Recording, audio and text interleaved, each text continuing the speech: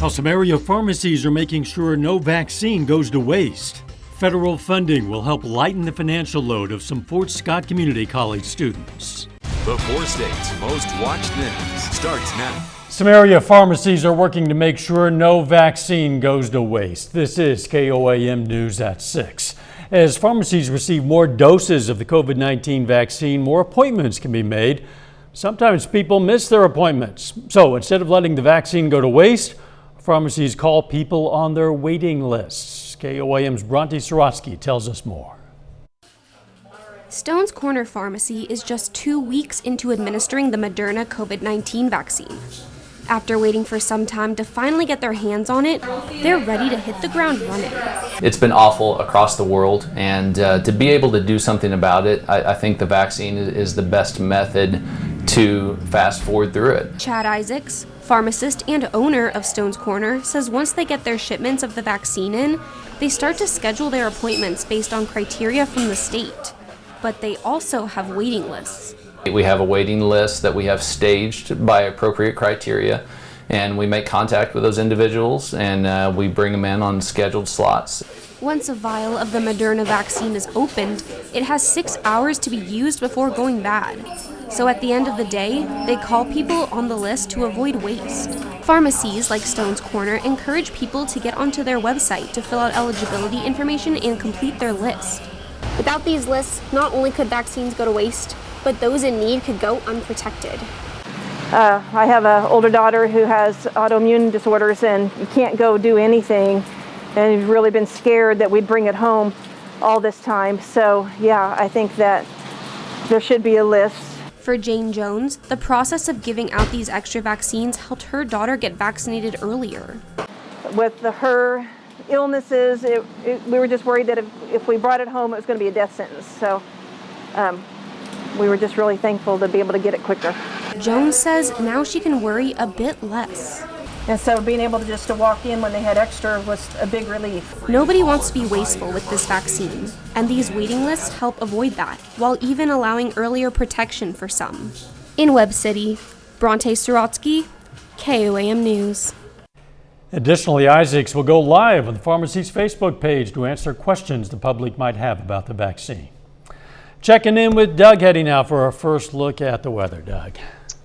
Hey, Dow, another dreary day for us today. Really all week. It hasn't been the best of weeks, but at least Friday looks pretty good. But we had more rain for us today, on and off, kind of light to moderate showers. All the rain is out of here, but we still have the clouds, and the clouds are going to stick around as we go through the evening hours, and then they'll start to break up a bit a little bit later on tonight as this storm system heads away from us. It is chilly, especially on the backside. Most of us are 45 to about 50, and we'll drop back upper 30s to near 40 later on tonight. So the clouds will start to break over the next few hours, and then we'll have partly cloudy skies into the morning hours, but Friday in general looks like a really nice day. Through the rest of the evening, we drop back through the 40s down to about 39. Of course, we're going to look at our next storm system in the weekend here in just a bit. All right, catch you then. Thanks, Doc. Some college students in southeast Kansas will benefit from federal pandemic relief. Fort Scott Community College will receive around $2 million in federal funding from the latest round of relief.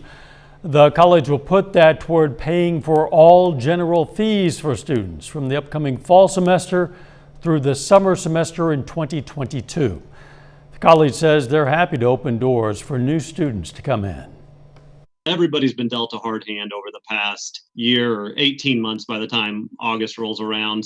So just some glimmer of hope that, we're moving forward in a positive manner, and there's definitely some good that can come out of just a terrible situation. The discount will be applied automatically. Some specialized fees, like tools for a cosmetology class, for example, will not be covered.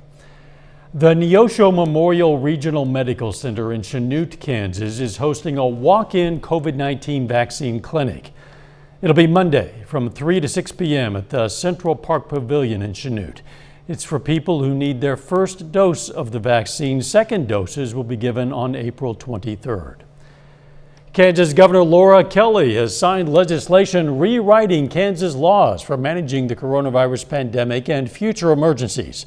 That's even though she believes it could hinder disaster response efforts. The measure Kelly signed this week extends the state of emergency for the pandemic until May 28th instead of letting it expire on March 31st. Kelly cited the extension in announcing her actions. The measure also leaves counties in charge of mask mandates and other restrictions. Arvest Bank is closing some branch locations due to challenges in the banking industry brought on by the pandemic. The closures, 31 total, include the location in the 7th Street Walmart in Joplin, the location in Lusk Drive in Neosho, and the location on West Main in Knoll. Arvest plans to add 38 ATMs. You can go to our website, KOAMnewsnow.com, to see the full list of bank closings. Still ahead, a Nevada, Missouri family's search for a kidney to save the life of a 2-year-old boy.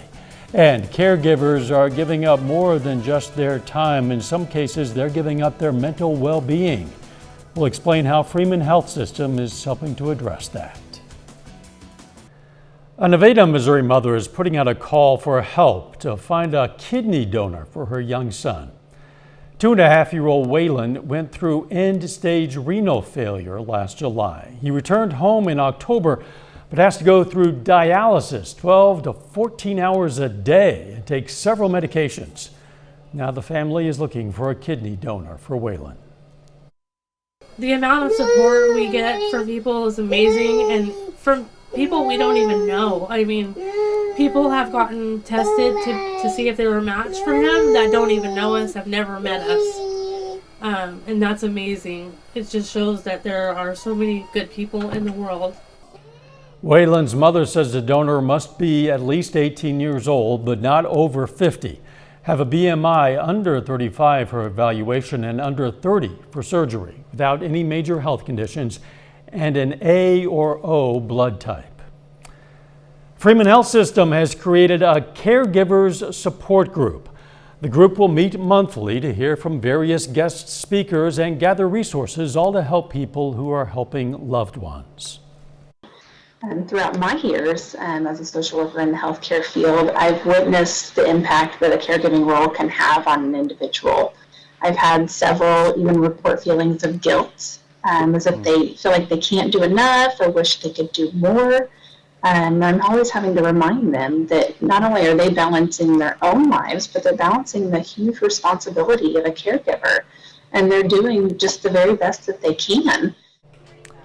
You can find information for how to get involved with the group on our website, KOAMnewsnow.com, under the Morning Show page.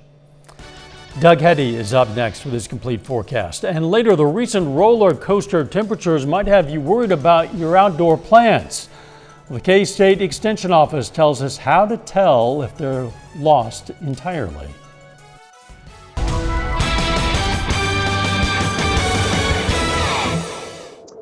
Well, another dreary day again today. Really all week has been kind of dreary. We haven't had a lot of sunshine. Temperatures have been kind of cool. And again, that's what we saw today. Had some on and off showers and some moderate pockets of rain. Only 0.16 of an inch, though, officially at the Joplin Airport for the month. We're at about 5.5 inches of rain. Look at our temps. They're cool. Upper 40s to near 50. We'll drop back to probably 39 or 40 later on tonight. We have these kind of northwesterly winds kicking in, so a little bit on the breezy side. But it's going to be chilly tonight, but we're going to get rewarded tomorrow, which is always something we like to see, of course, heading into the weekend. Rain's out of here. Clouds are not. Looking southeast from the station. 49 winds out of the northwest at about 10. Humidity is high. The clouds are going to break up over the next several hours. We'll drop back upper 30s. If the winds can diminish a little bit, we're going to get some patchy fog, so watch out for that. All right, rainfall amounts again are very far western counties, just a few sprinkles, but once you get to about Chanute all the way to Joplin, about 1/10 of an inch, and then south of Interstate 44, 1/2 an inch upwards to 1 inch in spots, which is something we really don't need. We've been very wet for the month of March. All this rain is heading out of here, but you can see the clouds are sticking in behind it, and these will stick at least for the next few hours, and then they will start to break up just a little bit. Now on the other end, we have a massive severe weather outbreak going on in Mississippi and also Alabama, where they've had numerous, you have 3, 4, possibly you have 5 tornadoes that have been long tracked and done a lot of damage and has taken several fatalities throughout the afternoon into the evening hours. So our thoughts toward them, but at least we aren't dealing with the severe weather here. But we do have another storm system which is going to drop in by the time we head into Saturday night. You can see it digging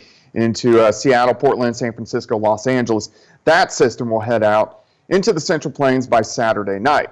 All right, so a few clouds tonight, a little bit of patchy fog, some morning clouds, and then the afternoon looks great. We're going to have sunshine. I mean, just a fantastic Friday. 64 by noon after a chilly start, but up to 70 during the afternoon. Let's keep going. Tomorrow night, still pretty much clear skies. We'll drop back near 50. And then Saturday looks pretty good. Most of the day, we're going to go into the lower 70s, but some thunderstorms along the front will pop up mainly after 4 p.m. So most of the day looks good, but we are going to watch those thunderstorms Saturday evening. They clear out, and then by Sunday, we are shaping up pretty good, just a little bit cooler. 70 tomorrow, 72 Saturday, 61 on Sunday, back to 68 on Monday, and then a chance for thunderstorms again late Tuesday and also into early Wednesday. But I want to go a little bit farther. So ending next week, so all these yellow days are pretty much mild days. You can only see a couple cool days as we go into February on the 9th and the 16th. But if we look at severe weather chances, I would say our biggest severe weather chances are going to be April 15th, April 25th, April 28th, and April 29th. So 4 big dates that we got to keep our eyes on, because heading into April, we know how it gets around here. Saturday looks like a good day for either fishing or yard work, depending on what I can get away with. Yeah, I think you're going to be doing yard work. Smart man. I think you're right. Thanks, Doug. Some of the greenery in our area isn't looking all that green right now, and last month's winter storm could be to blame. An extension agent at K-State says bushes and shrubs could experience winter kill, where the cold temperatures damage them enough that they have to be replaced. But if you have plants that look like they're damaged, you're not sure, well, the main thing to do right now, they say, is to be patient and wait. The majority of our plants are still in their dormant state. So it's still a little bit too early to make that call at this point. We need plants to begin to green up, and really by about the middle of May, we should be able to determine the extent of the damage at that point. If May rolls around and you end up having to replace plants, Harding recommends replacing them with hardy evergreens that'll withstand cold temperatures better. When some people see these wind turbines, they see a jobs creator and a source of clean energy. Others, they see a decrease in property values and a lesser quality of life. Well, Kansas State Senator Mike Thompson sides with the latter, and this week he introduced a proposal to impose statewide regulations on wind turbines. His proposal has split fellow Republicans and inspired a strong backlash from both environmentalists and economic development officials. Wind farms provide 41% of the state's electricity. Still ahead, a church gathering in Oklahoma City calls for an end to violence and hate directed toward Asian Americans. Hundreds of people gather inside an Oklahoma City area church to stand in solidarity with the Asian American community following the mass shooting in Atlanta. The shooter killed 8 people, 6 of them Asian Americans last week. And while investigators aren't calling the shooting a hate crime, some others disagree. It is a hate crime to target people for something that is not worth targeting. And nobody should be afraid to go to work. Nobody should be afraid to leave their house. We're here to focus on tonight is the healing that goes on when we have a community all coming together to stand in support and solidarity for each other. Oklahoma City Mayor David Holt spoke at the event. He asked that people remain vigilant, support each other, and reject hate. For the past century, the Library of Congress has described the 1921 Tulsa Race Massacre as a race riot. But on Monday, they made the change to massacre official. Historians and educators said the change in language from a riot to massacre is a much better reflection of just what really happened a century ago. Reporter Grant Stevens has more. Historians and educators say the change from Tulsa Race Riots to Tulsa Race Massacre is a much more accurate representation of what really happened a century ago. What happened here was so much more than a riot. It was a massacre. Lincoln Cochran is a Tulsa Public Schools educator and the creator of the Faces of Greenwood timeline experience. In it, you can see newspaper clippings from the past showing how different the conversation around the Tulsa race riot was 100 years ago. There are points in history where things were named or referred to or phrased in a way that reflected the time, and it does not reflect the reality of the situation. Times have changed, and Cochran says our knowledge of the events now more accurately portrays a massacre than a riot. These things do matter. Historians at the Greenwood Cultural Center and the University of Oklahoma agree the difference matters. A release sent by the task force of professors, archivists, and educators details what it took for the university to convince the Library of Congress to make the change. Task force member Todd Fuller says, quote, the updated subject heading will be used in library catalogs in the U.S. and internationally. That means generations of students across the world will now get a more accurate look at history when searching the term Tulsa Race Massacre. Chair of OU's Clara Luper Department of African and African American Studies, Carlos Hill, says, quote, in making this small but significant shift, the Library of Congress is helping to bring forward a more historically accurate perspective of what actually occurred. Cochran encourages everyone to learn more about this piece of American history. Again, that was Grant Stevens reporting. The COVID-19 pandemic is hurting some community newspapers. One in the Kansas City area has lost nearly half of its business. So the paper is sending out a message. The front page of its Wednesday edition was left blank. No important headline, no big story, nothing. For 23 years, Michael Bushnell has been covering the stories that matter to Northeast Kansas Cityans, and Wednesday morning's edition, Bushnell says, maybe is the biggest story he's never printed. Bushnell says it's an example of how COVID has hit every business hard and how a voice for the community might soon be silenced. That's why he wanted to send the message that communities matter, and Bushnell says the paper did not qualify for the second round of government payments. He hopes to build his digital presence to try to offset his losses. A final check on the weather is next. Take time now to honor a local veteran, Petty Officer First Class Ronald J. Friend Sr.